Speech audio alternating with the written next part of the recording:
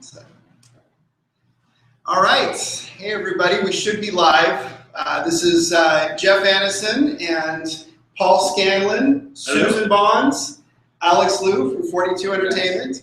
And this is the future of mixed reality gaming right here. This is the future. You are in the center of the future.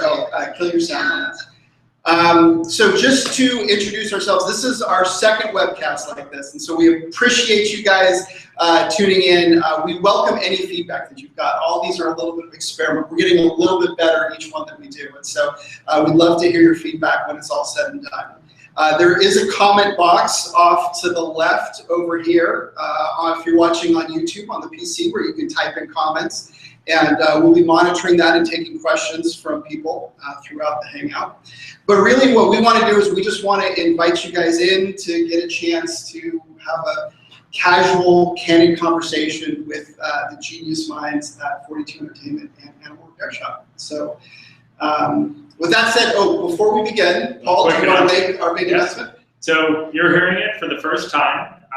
Right now we crossed the 1 million reservations.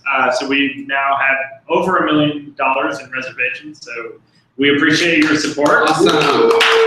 And the Legion is officially a Legion M, not quite with the bar over it, but that will come shortly, which means we have 1,000 reservation holders. We also crossed that line this morning, which was very exciting, and we'll be celebrating tonight. But we want to thank you for your support.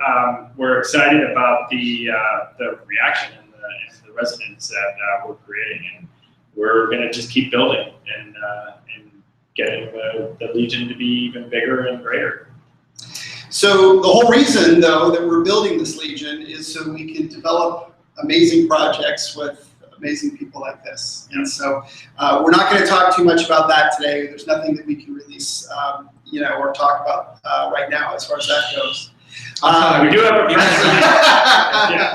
That said, if you email Alex, and his email address is come to our house, we'll hang out, have a couple drinks, find him on the street it all. and liquor it up. He's got pictures. He spills easy. So let's just kind of begin, and we're going to kind of take this casual. Like I said, if you have any questions, type them in. But why don't you guys start by telling us what exactly is mixed reality gaming? You can start with that one. So what we've been doing for over a decade now is bringing stories to life and giving people a way to basically live in the stories and the movies and the games and the TV shows that they love. And I think as technology is progressing and everyone's talking about AR and VR, I think that that's going to provide even more opportunities to essentially, get even closer, get even more immersed in the story, and have these very emotional, personal, connections with main characters and feel like you're part of the story, that you have influence and agency over the story, but also that you just get to spend time in these worlds that you love. And so that's essentially we live in a mixed reality, but that's essentially what we're talking about.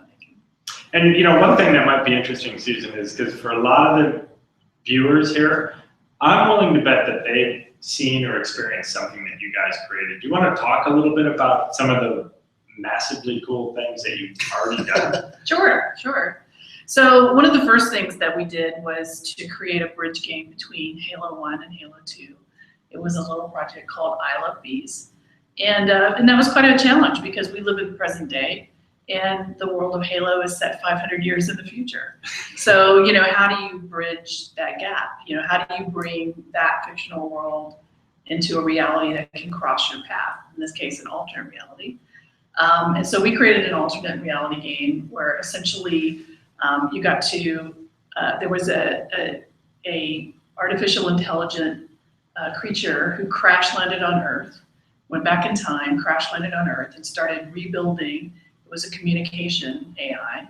They started rebuilding the communication network using the internet. And they crash landed on a site that was essentially a 57-year-old teacher's site, and she loved bees. I love bees. Yeah. I've always wondered why it was called that. Yes, she had all kind of bee recipes. Yeah, she like bee cookies and like all kind of cool things you could do. And it was ilovebees.com, right? ilovebees.com. See, that's what we do. We take like a beloved franchise like Halo, and first person, we turn it into bee honey Cookie recipes. The end of the world is coming, but here's a honey cookie. So that was the idea, is that you got involved in the story through this AI that had made a connection from present day to the future. That was the way you could get involved in the story. But what also was very interesting and is kind of a hallmark of alternate reality experiences, it also was eked out to the real world. So the way that the story unfolded was through a communication network that she set up, and she happened to set up her communication network using public payphones.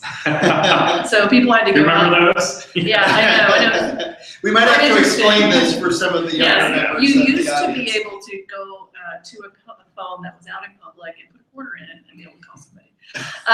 And so that was how the story was unlocked, and it was just kind of this, fans they loved the world of Halo, and they wanted to be a part of it. So you're mixing the idea that you can be a part of the world, but with this very cool way that you're doing it. It's like, I've got to go out and stand at this GPS location, and I don't know what's going to happen, and then all of a sudden I hear a payphone ring. Exactly. So it's just so it's a combination of letting people into the world, giving them a role in the story, and then doing it in a very cool way. That's fantastic. Well, so with that said, Susan brings a lot of legitimacy to what we do. And what I sort of look at it as like we're the ultimate dungeon masters, right? And we're like a whole building. It's not just us, right? There's a building full of designers and programmers and artists, and some of them depicted in this. That's right. Everything all over the map. And at heart, we're like super geeky and have grown up on video games and comic books and all the movies and sci-fi novels and all those things. And we love those worlds, right? I mean, there's no bigger Batman or Halo or Nine Inch Nails fans that are actually in our office. And so what we try to do is basically say, okay, we're going to take a narrative, we're going to take a story, and we're going to work with the best creatives there are out there, and not just tell a story, but try to tell a story the way that we dream these stories, right? So like we watch the movie as a little kid, and we go home and like we're trying to stay off the furniture, pretending we're Spider-Man, and we're like jumping around. Like that's what we want to do, right? So how do we do that? How do we create that world for everybody? So we talk a lot about using the world as a game board, right? And so whether it's murals that we might paint on the street somewhere, or something that we might drop on a USB drive and, whatever, stick it in a wall and you gotta go find it, or, send people out on geocache scavenger hunts, or play video games, or all these different things, from live events to theater to casual gaming. We take all of that, and we take a core story, and we break it up into, sometimes, like for the Dark Net project we did, it was thousands and thousands of touch points, all these little trails along the way. And instead of passively trying to tell you a story, what we do is we create evidence that the story actually took place, or that it's taking place now, right? And so as you're finding these bits and pieces, collectively, the fans, the community, are going like, this is what I think happened, this is what I think is happening. Yeah. And then what's really dear to us, because at the end of the day, we want to be Spider-Man or Batman or the characters in the story, is that we try to figure out, well, how do we make our fans actual characters? And not just like these tangential characters, but characters where they actually get to do something amazing and they affect parts of the story. Yeah. And a little known thing, some people who are like our Uber fans know this, but we kind of do this like 90-10 rule where we sketch out overall how things are going to play out. But we're also playing along with them, right? It's exciting. And so sometimes fans will say, hey, I think this means this, or I think we're supposed to do this now. And it's such a great idea.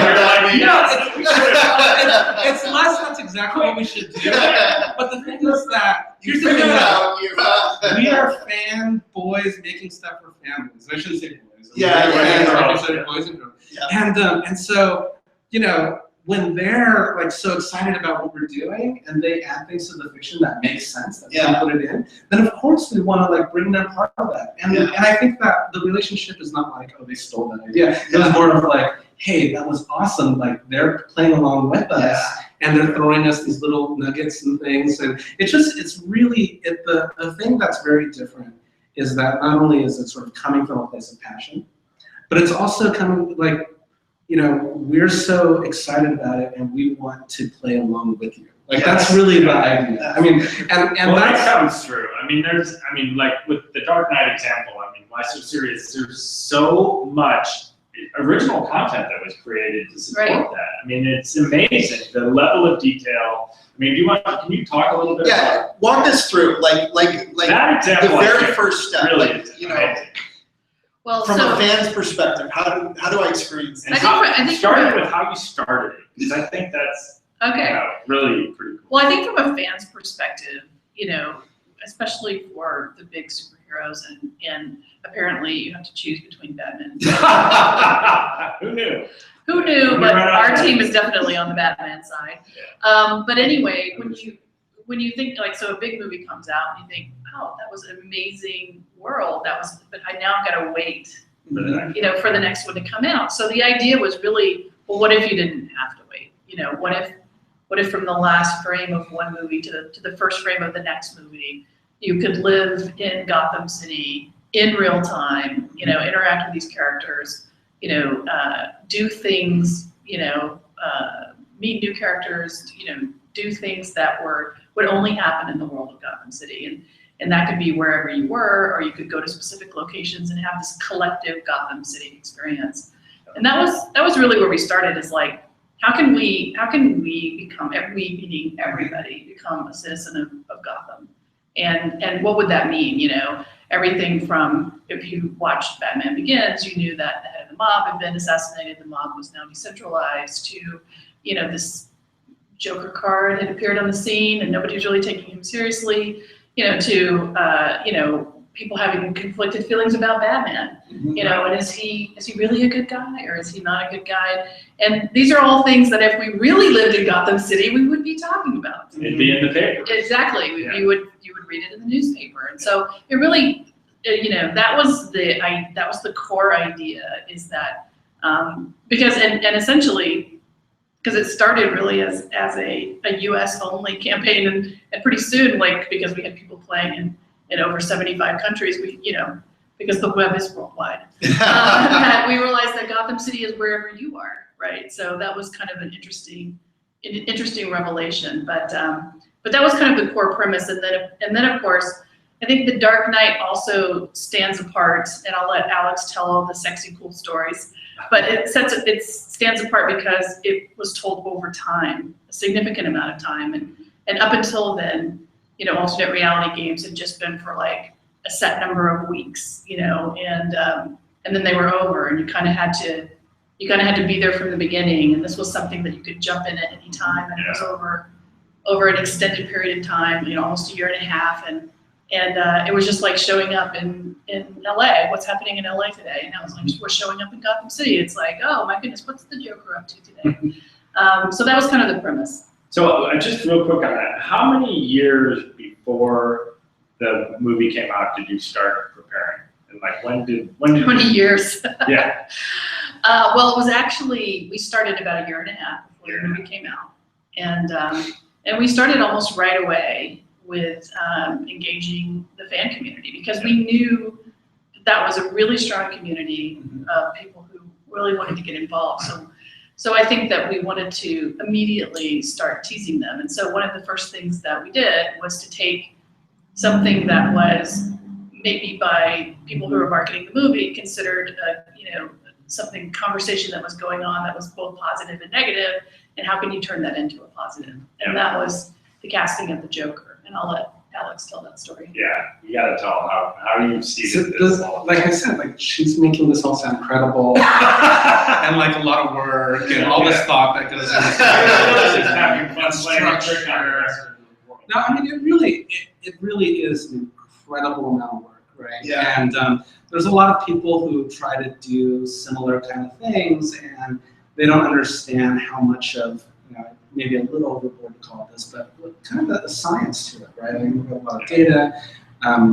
For having years of experience, we see how people want to interact, what people will do, what they won't, and then we just try to push that, right, as far as we go. But I think from a fan perspective, because we usually like tell these stories with all this background of what happened, at the time. I will say that one of the first things that Alex had me do is read two comic series, but one was The Killing Joke, which I hadn't read, and the other one was The Long Halloween. Yeah, I had to set the stage for the fact that this was going to be dark, like Right. right from the onset. Yeah. And I think those were important too, because this movie, and everybody agrees, is really all about the Joker, right? And it was about that dynamic between the Joker and Batman. What did that mean? And it's not just campy villain and dude in a bird suit. It was really this sort of psychological pairing of the fact that they need each other and they exist, and all those things that you deep comic book fans know all too well. So I'll try to tell the story differently than I've ever told it before. I'll tell it just purely from the fan perspective and how they experienced it, and not necessarily like how we did How it. you Right? were pulling the strings. So the way it started is that you may have gone as a fan to your normal walk into a comic book store. I think the only bookstores that are actually Comics, perhaps. that people even want to go. Like, Yes. Actually, that is true. Meltdown Comics was for specifically sure. one of the places. So you could be in Chicago, you can be in New York, but for the purposes of this, let's just say you walk into Meltdown Comics on just a random day that you're going to go buy comic books. And you're flipping through, the new Batman titles and these things, and all of a sudden, these random Joker cards would fall out of them, right? Joker card, you mean? Like a Joker card, like a playing card from a playing deck. And these were all, somewhere around here, there's hundreds of boxes of bicycle and B cards. And we took out all the Jokers. Is that your retirement policy, right? You're going to sell those on eBay in 20 years?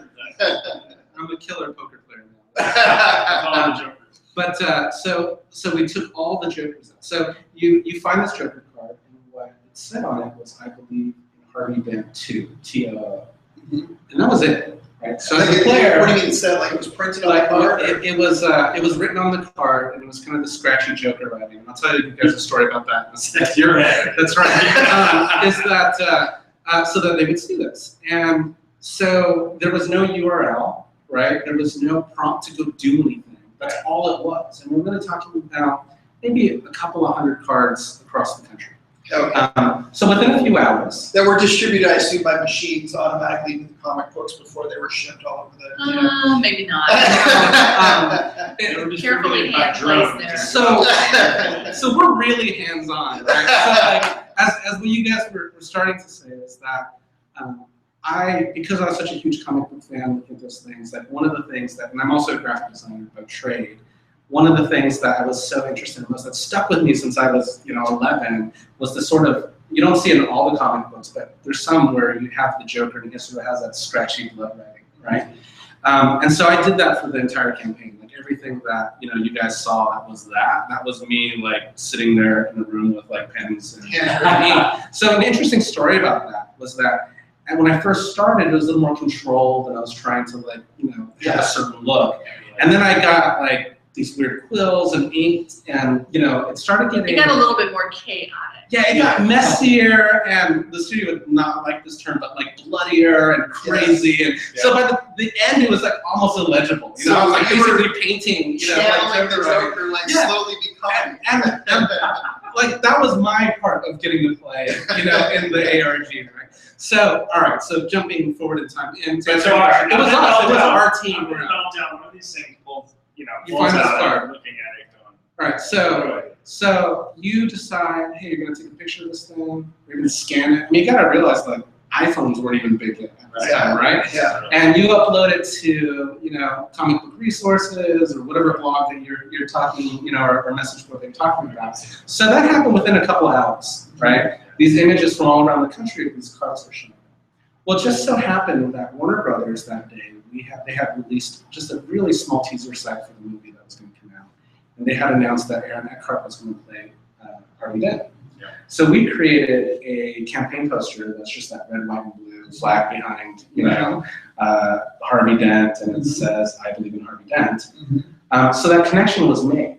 So people went to, I believe, they typed in literally to an address bar, I believe in Harvey Dent, TOO.com, and a site came up, right? And this is without us prompting. It's really the idea that if you have enough passionate people, they're just going to try Someone's something. going to figure it out. And the most So they just have to figure it out. yeah, and from a That's fan, the cool part of it. well, and the coolest part of that isn't just the fact that they have to figure it out, but there's a lot of ownership in that. I mean, imagine like you're the guy who types in the URL and goes to the board and Just discovered a new world. And so what happened was that on that site, we basically tagged that Aaron Eckhart, Harvey Dent poster that said, I believe in Harvey Dent. So we blacked out his eyes and did the big red smile. And then on the bottom, it said, if you want your votes to really count, right, give me your email address, right? And so, lo and behold, like people find the secret site. They don't know if it's real or legitimate. They found it from a card in a comic book store. So naturally, you would Right? And we're also like, we just came into a lot of money from this offshore island, and we're looking for people to give us their banking information so that we can deposit funds for them. Just for a small fee.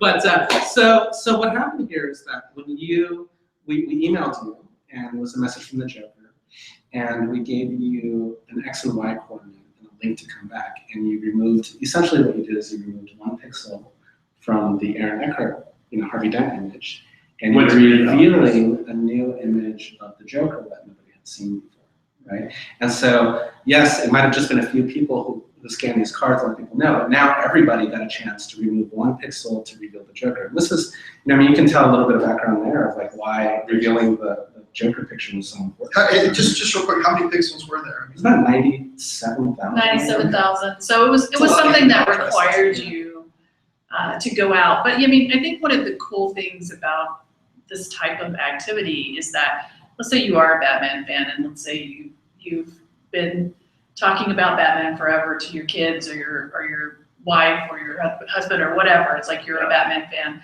Now you have something to share with them. Right. It's like, I'm a Batman fan, and I'm not just gonna, you're not gonna just think I'm crazy, but look at this cool thing. Yeah. It's in the world of Batman. And so now they have something to share, and I think that's what's really amazing about, mixed reality, is that you can bring people together who have passion, and they can have this very, very personal experience. Like Alex said, I found the Joker. I found a Joker card. Could this be a real legitimate Joker card? Could it be about the new movie? It's like there's so much excitement around that. But then you can share that with a global audience. Well, and with the pixel, removing the pixel, you need other people to help. It's a collaborative community. So this is what we saw. The first 20 to 30,000 pixels were within the first couple of hours. So that shows you how fast it spreads, right? Right. And then we saw people trying to run scripts to hack it and these different things.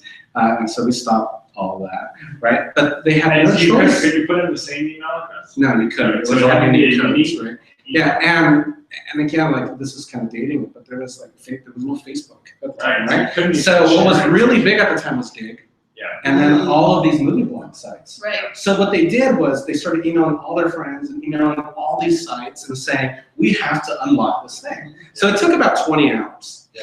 And what was interesting is through the whole process of it, people were taking parts of the image and photoshopping it, and some of them were dead on accurate. Which was great. I mean, that's what we want, right? We don't care. That's real passion. So at the end, what they felt was that, of course, Warner Brothers could have just given it to Yahoo Movies and they could have revealed and everybody saw it. But here, they were like, hey, we saw it. The fans discovered it. The fans. That's right. And literally, to make it happen. It became their thing. Yeah. It wasn't like a movie. It's an experience. It's not being projected to you. But I mean, more importantly, it takes that notion of that very personal experience of going to a comic book store and getting really invested into these stories and all these things, and all of a sudden I got to do something. It means more to me to unlock that pixel and into this community more than anybody else. You can send me a poster and it's cool, or I can go buy one, but I cannot replicate this experience. I think what we're talking about, with the Legion, is how do you give fans a voice in worlds and entertainment properties that they love. And when you think about it, the casting of the Joker was kind of this controversy among the community. It's like, well, Jack Nicholson was the best Joker there ever was, and people are like, well, you know, how is this person going to match what we know from the comic books as the personality of the Joker? And I think in doing something where you're doing something that's within the fiction, what you're essentially doing is you're, in the case of Why So Serious, is you're winning the audience over through that person's portrayal of the character. Right. And really it was the vision from the filmmaker and the writer and the actor as well. Like, what is this character doing? And so like we're giving people a chance to interact and kind of learn about the personality, and he was an agent of chaos, and just, oh, you know, what happened is they start interacting with that person as the character, and he becomes cool, right? And had the chance to win them over on a very personal level, right? Yeah. Because how many times have we seen people cast and we're like, why did you just ask me? You know, because I have a better suggestion for you. You know, so. That's our other new company is Susan Bond's Casting. Yeah. Exactly. But you know, I mean, like, to be honest though, and I can tell this story because it was exciting, but out of all the Batman things that we actually did, that's like one of the smallest, like, just little kind of, I mean, I wouldn't say throwaway, but it, you know, I mean, from like Comic-Cons to huge events, putting the bat signal all over the world and all those things. I mean, you know, that was just a very, very small teaser introduction into this thing that was going to play out for almost 18 months, right? So this was stage 1, right? And this was actually just a prequel. A prequel. Yeah. Okay, this was like the prologue. This wasn't even. It was our little trailer for. It was just a little teaser.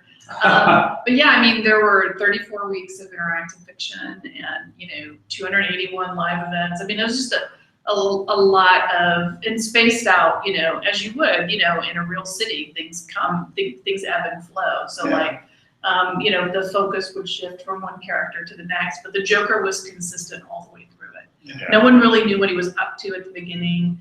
He would recruit us into his army to do things, but then he would make fun of us because that's what he does. Joker. But you know, everyone was kind of intrigued by him. They didn't know really what he was about, and people had different reactions to him. Jim Gordon had a different reaction to him. Harvey Dent had a different reaction to him, and then Batman had a different reaction to him. So you're kind of like you're going through a year in the city, and you're seeing all these different sides of an issue. So by the time the movie comes out, the movie was obviously incredibly well written and an amazing film. And of course, we're not biased. But you know, it had all these different complexities and shades and really, really interesting stories to it. But the people who had been playing Why So Serious felt like, I made that happen, or I was there. That's actually all done it before. Oh my gosh! You know? But I think what Susan's talking about is that it's not just that they were part of the prequel story, you know, that led up to this, and they knew a lot more. I forget how many, but there were dozens of touch points in the actual movie that when you were watching it, you went, "Oh, we did that." And so I'll give you an example. There was a moment where, and I won't tell as long of the story, but there was a moment where through the fiction we were having people go around and do scavenger hunts and solve puzzles and clues and all these things. And what they did in one section of it was that they broke into a Gotham police evidence vault of someone who had recently gotten arrested and had some stuff confiscated. And they opened that up and they retrieved the key to a District 22 school bus, right? And so when you watch the movie and you see that you're in the bank robbery scene, and the school bus busts into the robbery, and the Joker kills everybody and gets in the bus with all the money and drives off. And on the big side of the school bus, it says District 22 on it. Our fans, you know, our players literally helped the Joker steal that bus. So, and there was dozens of those things. There were things like, you know, there was the fake Batman that got hung, you know, outside the building. I don't remember if you guys remember that scene. But we did this whole integration with Domino's Pizza all across the country, where they can join the citizens we built of a Gotham Pizza website, and you know, and it was all like the guts of it was all Domino's, and so you'd order a pizza and From Gotham Pizza? yeah, from Gotham Pizza, and a Domino's pizza would show up, but also like a wrap like Batcal because you were a citizen of you know, for Batman. You were being recruited into this secret And organization. so the guy that got killed was the leader of the organization that was basically handing out pizza to everybody. It wasn't about pizza, right? It was Yes. that he owned Gotham City Pizza, and that was his That network. was network. You know, in the city, it was almost like a reverse mob kind of thing with Yes. vigilante Batman. So that's the key difference, is that it's not just that, oh, we played along and we got to uncover a movie still. Yeah. It's that we drove the story. Yeah, you know? they were I mean, involved. you know what's crazy, actually, is that we decided, and it seemed like such a good idea, but it made us really nervous.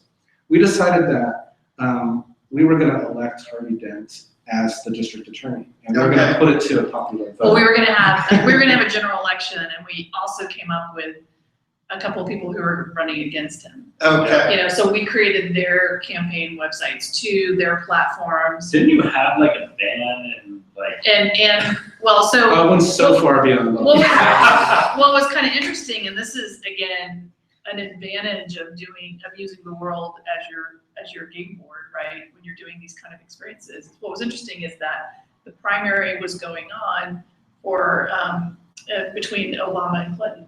Mhm. And everyone was, I don't know if you remember this, but that's when everyone started getting all of their news and following everything online. Yeah. Because this was such an interesting political process that was playing out. So everyone who's read Batman comics knows that Harvey Dent ultimately is elected district attorney of Gotham City. Yeah. So we thought, well, how can we put a spin on this? So we thought, well, Harvey Dent, rather than just announcing that he's running for district attorney, he could say, look, I'll do this if you, Gotham City, can convince me that you really want change. Because if we're going to change Gotham, it has Yeah. to start with the people. It has to start with you. So he throws it out there, and that was just, it So this resonated. goes out to the users. Yeah, and they They all need have to to, do they're something. creating videos, they're going out, they're campaigning, they're proving to Harvey Dent that they really want change in their city. And it was amazing, right? Because, well, for one thing, it was only one step away from the real reality that was Right, going yeah. on. Yes. Kind of a Between the parallel. rhetoric that was happening in the political campaign, but also, and that actually made the world of Gotham City feel more real. Yeah. So it's kind of like, well, what are you doing? I'm campaigning for Harvey Dent. Campaigning It's like, for Harvey who Dent. are you campaigning for, and what is he running for? And we actually got new players that came into the campaign because they said, well, these people are more passionate campaigners than people who are campaigning for real candidates. So what's really going on? So that was just kind of an interesting process, And again, just like any city, it was very different from the chaotic missions that you would go on for the Joker or the vigilantism that you felt like you were buying into by supporting Batman. Just campaigning for a guy who wants to change the city for better, it felt really different. And we didn't know when we started. We took bets within our team of like, are they really going to elect him? Because we had three candidates running. They all had We did a full really online good- vote. There was an election. you got to register, you got a registration card, you got an address in Gotham City, and we had no idea if they would elect. They did elect him. Did they by a landslide? By a landslide. Yeah, that's But I mean, so a It couple was things. interesting. One of my favorite artifacts that came out You're of that also a period, political operative with Yes. a proven track record. there was a campaign button that had Harvey Dent's face on it, right? But when we sent those out to players for participating in the UGC contest, like they show your appreciation for Harvey Dent, show that you want change, we actually hand burnt half the face.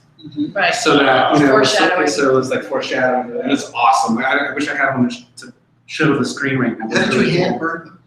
Well, we held pins and lighters and burned them. Each But- one, It individually. was individual. completely safe. So nothing like the toxic I mean, smoke of burnt plastic. For the people out there that still own them, like those were Handmade. Yeah. Yes, they weren't. There's many USA, of that. everybody. It was no, but so I mean, when Susan says that, like people registered and voted. Yes, there was an online voting system.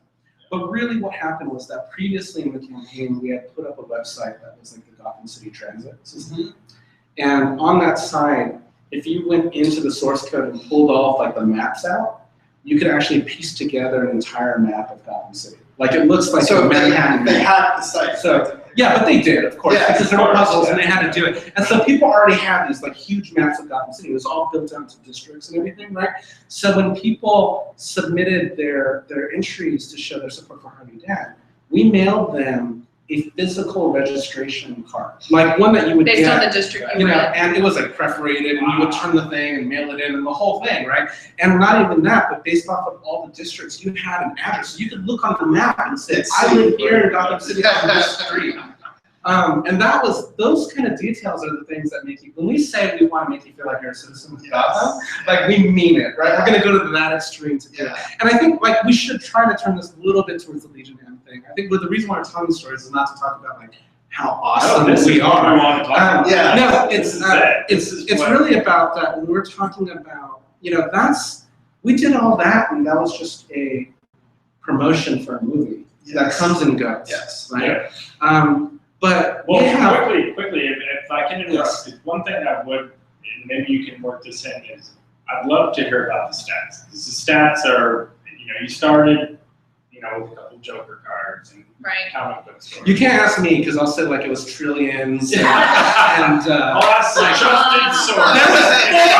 There was 4 people on the island that didn't know about this. I do actually think there is an interesting stat that said that right before The Dark Knight came out, that it was about 10% of all of internet conversation. You know, and that's incredible. I mean, it was the buzz about this movie, and I'll have to say, I mean, obviously it was an amazing film, and Warner Brothers did an amazing job, you know, marketing the movie.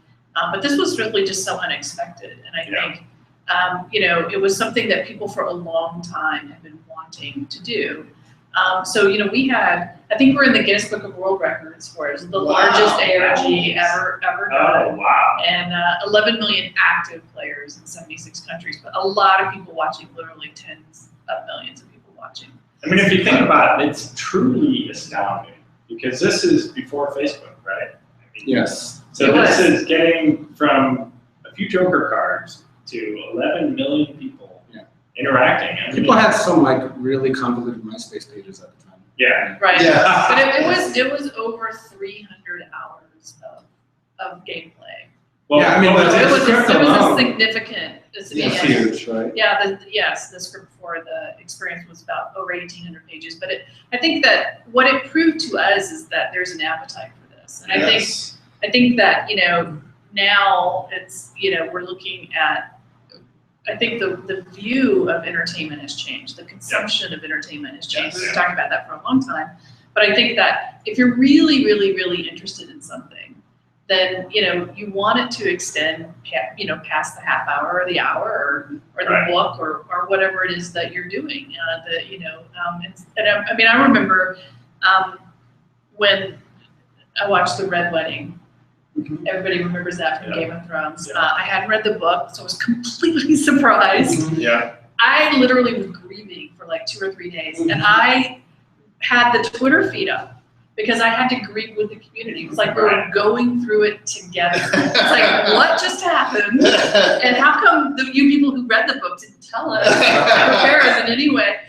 But you know, it was one of those things where it feels like something happens where there's such a passionate community around it that you want to share it with them. And so the question is can you create entertainment where that's built in?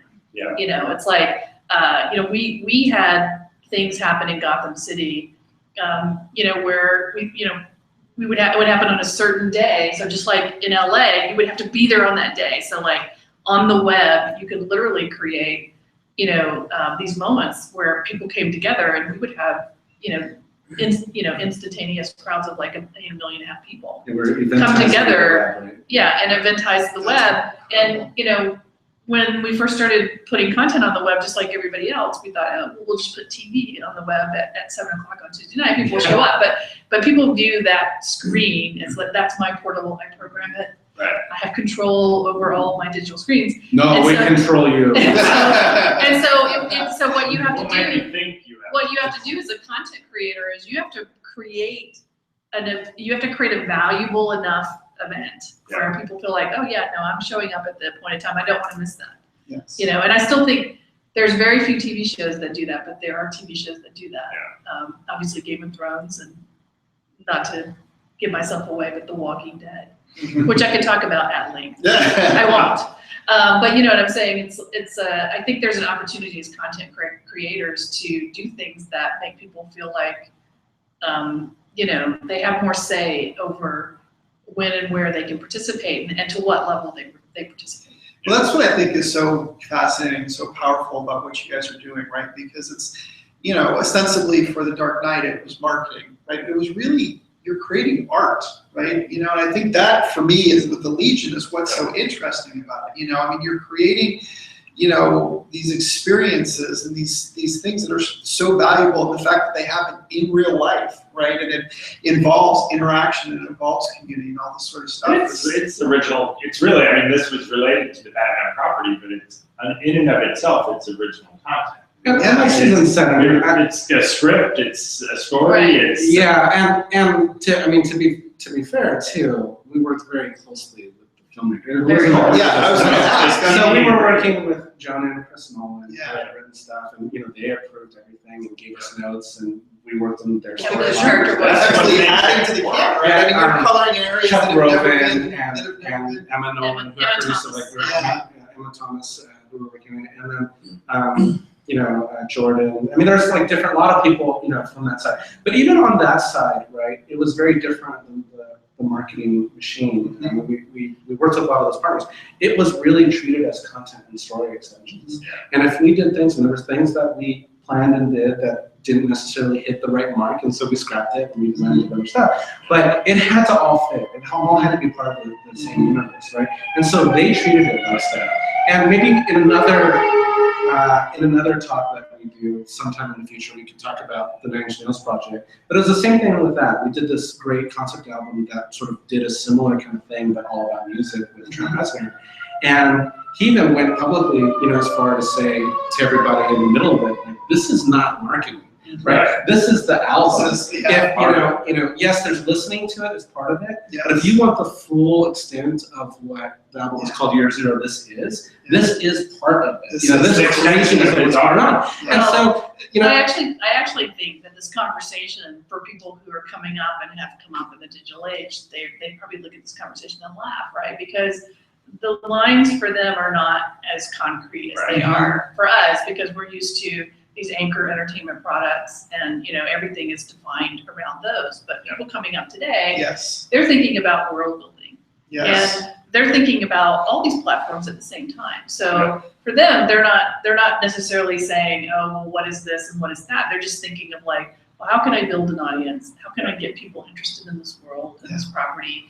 And you know, there's certain stories that you can only tell on certain platforms, and you know, there's certain opportunities as storytellers with different platforms, and even going out into the real world that just are fun and make sense for your world. Yeah. So I do think that if you're, I think two things. One, if you're making content and you're making a product, you better be thinking about how to build an audience. And whether you call that marketing or whatever you call it, you need to think about how you're engaging your community, how you're feeding them, how you're nurturing them. or we get the audience to like fund the content. Exactly. Be part And of then it. they're That would free, never then they're work. Never invested work. in the success. But yeah, I mean, I definitely think that people they are thinking about world building, and that's a different thing than just, you know, I'm going to make a movie or I'm going to make a TV show. And I also think that to a certain extent, you know, and maybe, right, we haven't seen the exact, you know, examples in every kind of genre, but I think like some of these new technologies that are coming out, and especially, you know, VR and AR, it's bringing that envelope closer in, Blurring the so you can lines. be even more immersed and like, well, what's that gonna mean? Imagine meeting, you know, turning the corner and there's the Joker, right? Imagine that you're on a mission for him and then he shows up. That would just be like crazy. But we right? can't spill all those beans. Right. Yeah. Exactly. But yeah. So the thing too with that is that we have a lot of our own stories to tell. And the Dark Knight's really relevant. Just kick off this conversation, not just because like we assume that a lot of this audience would, you know, might have read a Batman comic book or two, but that at the end of the Batman, you guys are talking about numbers and everything.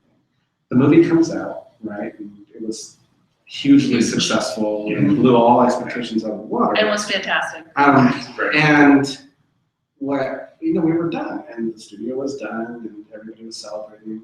But for the next like month or two, the fans started contacting us directly. They started going, the players were going, What's next? The community.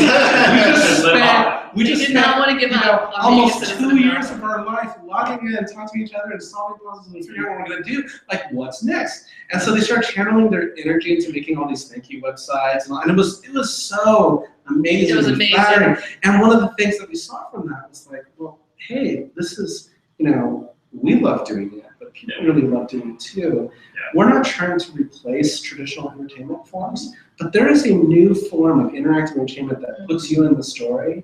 A different kind of choose your own adventure, if you will, right? That we can build and put out there in a different way. And so that's just a teaser. That's the kind of stuff that we've been talking about. And so we see, at Legion M's two things, right? There's of course whatever amazing, new products and shows and different projects that we want to launch, and hopefully, you guys can help us do that, right? With your help and support. But it's also looking at the network. We talked about this a little bit at Silicon Valley Comic-Con. The network of creatives that we have is really interesting and exciting. It's like, how can we push each other, and how can we bring new, even if it's a more traditional television show that people are helping out with, right? How can we help, to bring more of the fan experience and connection in all of that? How can we look at, this whole crazy adventure that you guys have recruited us into as something that is core to what we do, which is this communication about the passion of the fans and letting them in. What does that mean? Like, what does it mean to actually for us to all be part of this super secret superhero club, right? Like, that's something that's super means we have a superpower. That's for sure. Yes. That comes from the Legion. That's right. That's it. And by the way, Collective strength as the Legion. as Susan is definitely like, without her, none of this stuff gets done, because like, besides the fact that she's She crazy, does all the work. besides that she's crazy creative, but well, not just that, but like when we go, hey, we're gonna hide cell phones and cakes and like put them all out in the country. Yeah. She's the one who's going like, all right, I guess I'll start making calls. and make stuff happen. That's a small thing. I mean, we're talking about like projecting the bat signal into the Sears Tower, like those kind of. I mean, there's huge things. Yeah. But what I'll say is that she's the only one in our office that has a level 90 Warcraft character. So it's not It's actually just not even like, cool anymore. Because now it's 95 or 100, I don't remember. But I did get mine 3D printed, if that counts. That is Because I very love my cool. character that much. That is very cool. And what is the name of your character?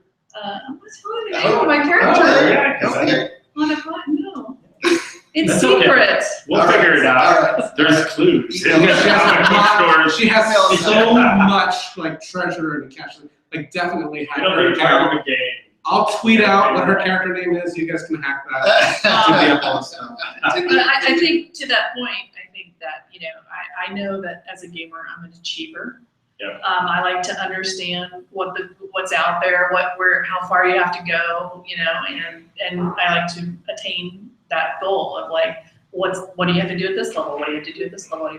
So I think what's interesting about the types of experiences that we've been doing, even though they're very narrative driven and they're very world building and you get to live in those worlds, is that there's also this sense of, hey, there's things for me to do, and I want to find out what are all the things I can do, and I want to be able to do them. And so as we kind of moved from the Dark Knight into the world of Tron, we added this whole layer of, yes, you can be recognized, you can, it's, you can get all of the things, you can get credit for all of the things that you do, and bring more of that game theory into it, because we all like to be validated and get credit. Yes. Yeah, Tron's a whole nother Yeah. set of stories. So, Yes. Yeah, we'll have to do it. Well, so we another have, one about that. just as a time check, I can't believe it, because this has been so interesting, the time just flew It just by. flies It's by. like Every 10 time we minutes. sit down. Wow, are there 10 any minutes questions? left, and I think we should. I have a question that I'd like to ask, and that is, because I know that a lot of people watching are people that are interested in this as a profession or field. And so Sure. I'd be curious for you to just talk for a second about your individual backgrounds, I think and that's if you have great. advice for people if they're interested in getting involved with this.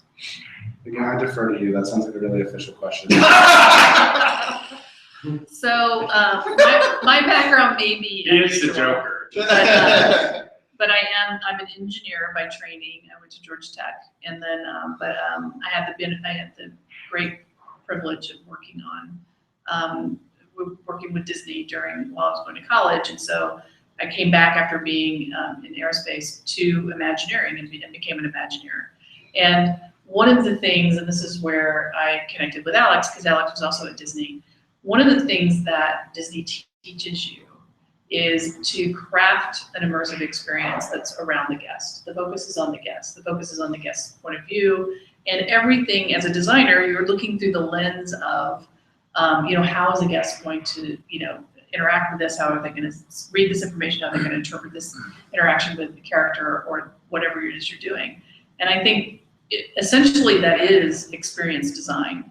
And I think one of the things that was key to the formation of our company was creating a role of experience design, where whatever platform you're going on and you're thinking about it, especially if you're creating a world and you're crossing platforms, it's like, how am I giving people the right cues? How am I being consistent with my world? How am I being consistent with my story? How am I being consistent with the rules of whatever it is, this fiction that I've created?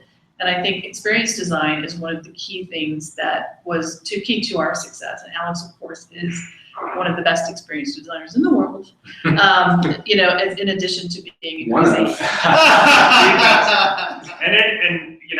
If you ever get a chance to come to this office, it's glaringly obvious that design matters. Everything is so well appointed and very cool and just interesting, and your offices are amazing with, overflowing with creative Art and stuff. artifacts. And that again is a big tenet of design that we learned at Disney, is that everyone in the process should be adding to. So like everyone in our company is creative regardless of what their title is. But some of the titles are experience design, interactive design, game design, writers, visual designers, motion designers, animators, software developers, and then because we do a lot of things in the real world. So there's live action production on the video side, and there's also event producers and every production designers and every kind of crazy discipline, show set, like all of the things that you need to make things happen in the real world.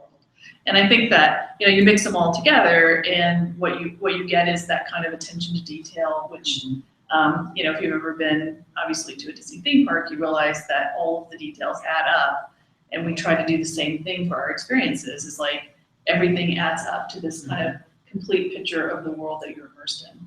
See, I told you she'd give it a real. That was really fantastic. Thank you. What do you have to add to that? I'll make it short. So I dropped out of high school. I'm kind of like the luckiest guy ever, right? And I can be a little pompous and arrogant about that. And I dropped out of high school because I was like, hated it, and I'd rather go to the beach and read sci-fi novels and comic books. Got my GED, went to art school for a few years and learned Photoshop, and then all of a sudden, got a bunch of different opportunities. I worked at Disney for a while too. Knowing Photoshop in the mid-90s was like a really strong asset. And then did a lot of web stuff, but Disney actually was a great training ground because it was, like Susan said, it's all about the experience and storytelling. And so I say I'm the luckiest guy because I get to work on the coolest things, and I'm not kidding when I say that I went from the junior high geek D&D to being able to be a dungeon master on a global scale, right? Yeah. But I'll say the cheesiest thing, which is people hear a lot, and it's true, which is that in order to do something like this, you need to have a real passion for storytelling, and you need to love it. Yeah. Because it's really, as fun as it sounds, it's a lot of hard work. Yeah. And so you need to really be passionate about this, and you need to put yourselves not only in this, the idea of a game master, but what's more important is to put yourselves in the player's shoes and go what would be the most incredible thing to experience, and then do whatever you can to make that happen. Right. And that's really, on the complete non-official side, that's the thing. It's if you are a great storyteller and you love stories, you should love the story you're putting out and want to experience it. You should feel like we do, bummed out that we don't get to experience it the way that the players get to experience it, right? For the first time. But it's the kind of thing that, when you are working on it, I guess you call it work, 20 hours goes by and you didn't even notice because you're... Well, I wouldn't quite say that. I will say that, you know, it's fun. It's the most fun work that I could ever imagine. Yeah. So, well, That's fantastic. So did we get any questions, or are we just that fascinated? We've gotten some positive comments. Okay. Thank you guys for having such a great sit down. Lots of great stories and information. If anyone out there has any questions, before we wrap up here, please just type them in there, and we'll relay. One question that I would ask, maybe, is, can you talk about Animal Repair Shop? Sure. So Animal Repair Shop is our original content company, and it really came out of this not only observation that a lot of people do want to spend more time in the worlds that they love, but also the opportunity that we have now as storytellers. There's lots of different platforms, and not all of them require the same level of investment.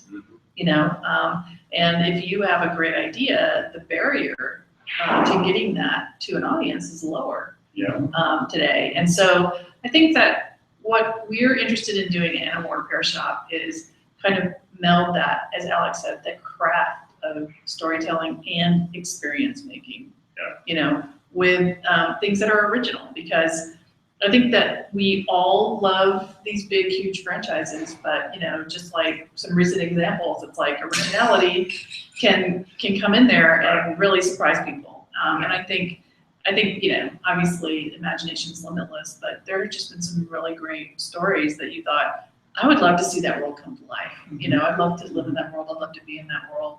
And so I think that, you know, Animal Repair Shop was really born out of the idea of, you know, let's take a non-traditional approach to franchise building and launching original IPs and doing things that are surprising. Yeah, we wanted to separate. So 42 Entertainment is sort of the work that we do in conjunction with the clients. And yeah, I guess it's not fair to say this completely, but it's more the marketing side of things. Right. Animal Repair Shop is, well, what if we take that and it's not trying to promote a product. It is the art. That is the experience. And so, well, this is really where I think we're so aligned. Is, you know, we really believe with Legion M that we have the opportunity to create with partners like you guys new franchises instead of, you know, retreading existing ones, which were, you know, ones that are owned by you. Yeah. You can own it. The fans. Also exciting about that, and we talked about this a little bit at Silicon Valley, is that when you start talking to different creatives, right, about, you know, a great question to ask is, if you could do anything, like, what project would you want to do? It's sometimes it's like, well, of course, I would love to do like a huge ARG for Game of Thrones, right? That'd be awesome. But most of the time, the answers you're going to get aren't any properties you've ever heard of, right? And some of the things we're talking about, you know, are so complex and different. They don't fit any of the Hollywood models. Yeah. You know, like, well, how are we? What do you mean you're going to do a scavenger hunt and I'm going to, you know, pick up a Joker card and comic book store? Like those kind of things. That's not something that's easy to go to, you know, the normal studio model and go, all right, I got this idea. Right? You know, you're going to give us a bag of money and we're going to do this thing that you don't understand. Right? But and it's going to be awesome. Totally be What also doesn't fit their model, because once the movie's out, they kind of move on to the next. And it's not about necessarily fostering. I mean, they do a lot to engage people, and they spend a lot of money on those things, but not necessarily trying to build fans, you know, over time, right? Yeah. And so for us, like, I think that this represents an opportunity. We can't think of a better place than to have the fans who are going to understand and love these experiences most be part of that product. You know? And even more so, I mean, that's why we're making this stuff. It's for them. And so we love the idea of what, you know, we're trying to do here. We love the idea of that direct relationship and that, you know, what they choose to invest. Yeah, if it becomes some huge blockbuster property one day and we're all, you know, swimming in our Scrooge McDuck money gold pools, that's great. But I mean, if at the very least, like, we get to do something that would never been able to have been produced in like the traditional way, and people had a great experience. That's awesome. Right? I agree. That's what it's all about. So, excellent. Well, I think that's a good place to leave it for this time. Like we said before, we would love your feedback. So any thoughts, comments, good, bad, or ugly, we want to hear it. You know, this the first step in the journey for us and with Animal Repair Shop and these guys. So look forward to more. Any parting thoughts?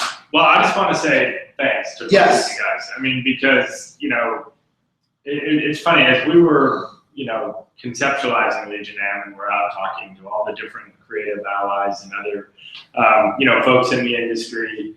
You know, when we were introduced to you guys and we came here, it was such a fascinating meeting that, you know, Jeff and I left going, wow, these guys, no, I mean, how Smoke and perfect. mirrors. But really, I mean, it's perfect because it's like, I mean, the fact that we met each other and were able Right, to do it's cool. this at such a cool time in history, Yeah. and for the first time allow fans to come in, own a piece of this company, and participate in these things.